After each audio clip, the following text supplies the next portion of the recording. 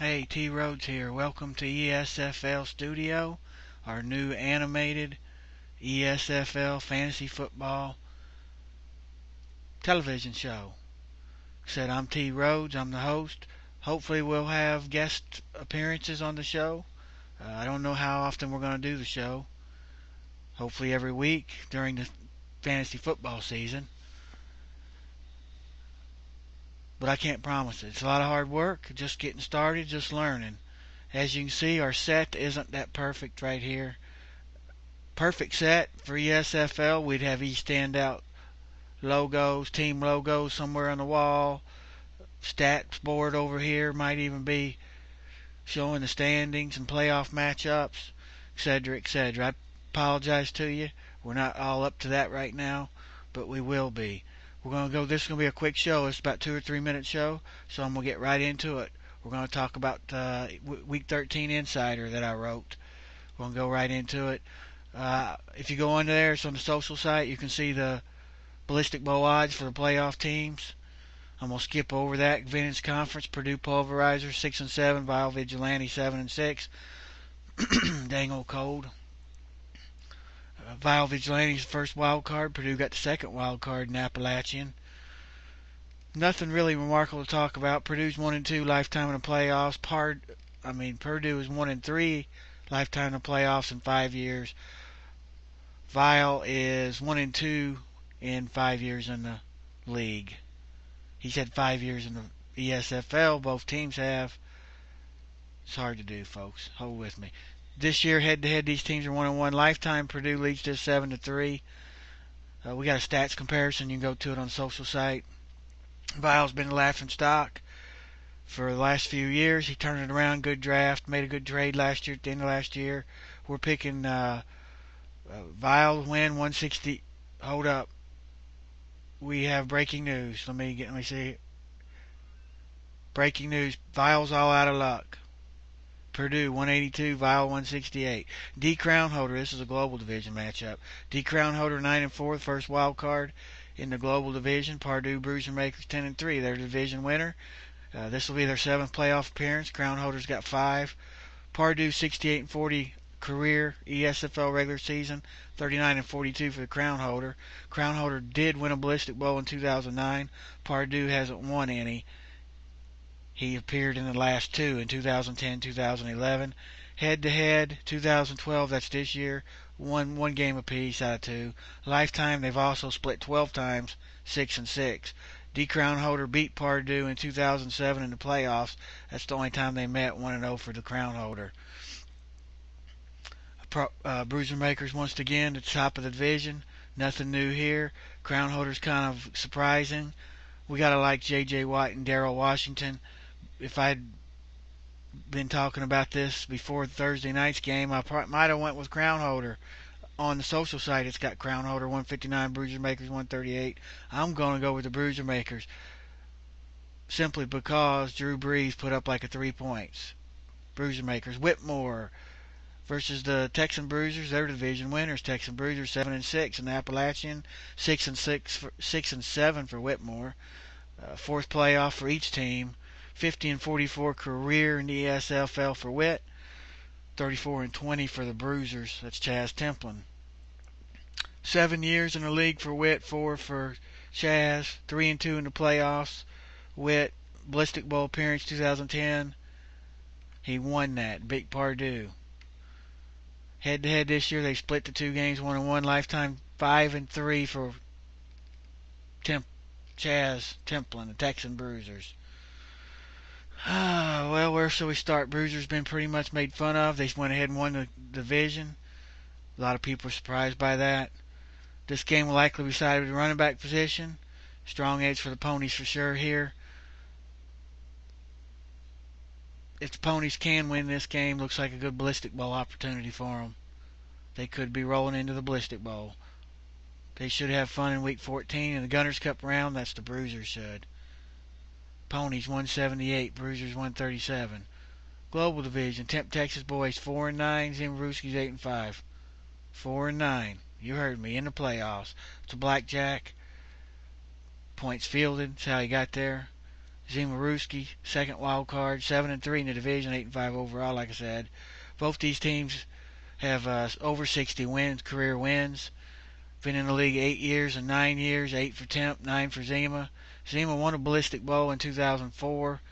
Temp won 2 in 2005 and 2006. He won. Those are the only 2 he's ever appeared in. This year, Zima leads 2 games to none over Temp. Lifetime, it's 9-8 for Temp. Playoffs, they've met in 2006, 2008, 2010.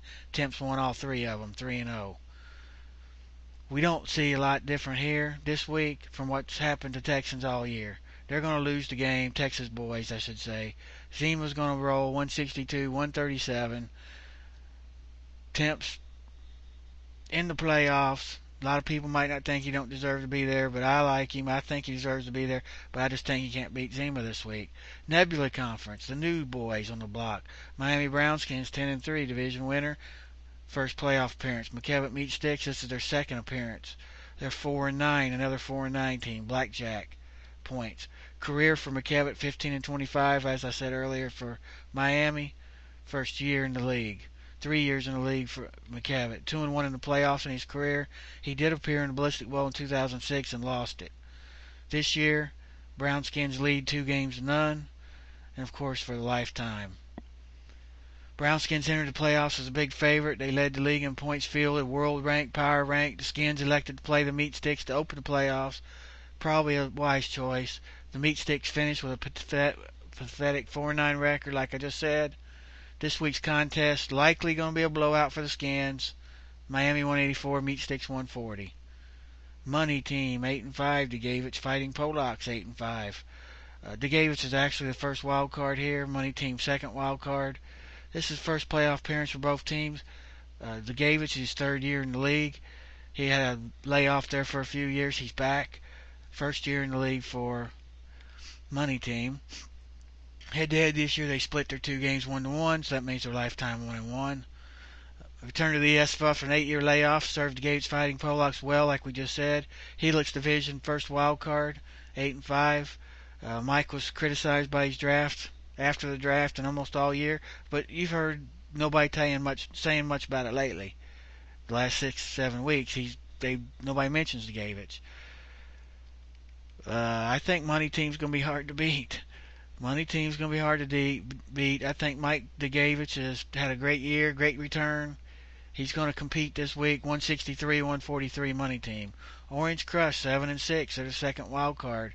Brady Bunch, division winner, 9-4 in the Helix. Both teams first year, 9-4, 7-6, like I just said. Head-to-head, 2 games to none this year for Brady. I think Brady Bunch are going to be surprised this week. Their last couple games, they've only put up 118 points. Orange Crush coming off a big win last week, win and get in. Basically, this is their second playoff week in a row. Crush 152, Bunch 122. Wally's Texas Stars Standout Coalition. This is a rematch from last week. Texas Stars won that game. Texas Stars 7-6, second wild card. Coalition 8-5, the first wild card. Like I said, both these teams first year. With Drew Brees' performance, the Coalition has just dropped way down in the opportunity to win this. Don't see it happening. Even before that, we had the Stars 146, Coalition 135. I see it even being more of a blowout than that. That was a close game. It's not going to be no more. Drew Brees beat the Coalition, and they're done. They'll go to the Gunner Cup. That's it for the Insider this week. Hope you guys enjoyed it. Hopefully we'll have a guest appearance on next week and a little bit more action. Hey, Rhodes. Right here. You'll schedule this phone call or what? TV show. Need a radio show. TV show. Later. That's how we roll. That's how we roll. That's how we roll. eStandout Football League, Cavs Cabinators, baby. Here to do it to you, week 3 doubleheader. Cavs Cabinators, all day, every day. Not taking defensive linemen, but running linebackers. Cavs Cabinators, that's what we do. That's how we roll. eStandout Football League, 2012 champs. Taking the biggest pop history home this year, all the way to Virginia. Getting that hard on my finger, Cavs Cabinators, baby. You can't get it any other way than that. Cavs Cabinators, old-fashioned ass whippings. Come to 2 teams this week in week 3 doubleheaders. You better recognize Cavs Cabinators, all day. eStandout Football. That's how we roll. East-Stand-Out. That's how we roll. East-Stand-Out. That's how we roll. East-Stand-Out. eStandout Football League, Cavs Cabinators, baby. Here to do it to you, week 3 doubleheader. Cavs Cabinators, all day, every day. Not taking defensive linemen, but running linebackers. Cavs Cabinators, that's what we do. That's how we roll. eStandout Football League, 2012 champs. Taking the biggest pop history home this year, all the way to Virginia. Getting that hardware on my finger, Cavs Cabinators, baby. You can't get it any other way than that. Cavs Cabinators, old-fashioned ass whippings. Come to 2 teams this week in week 3 doubleheaders. You better recognize Cavs Cabinators, all day. eStandout Football.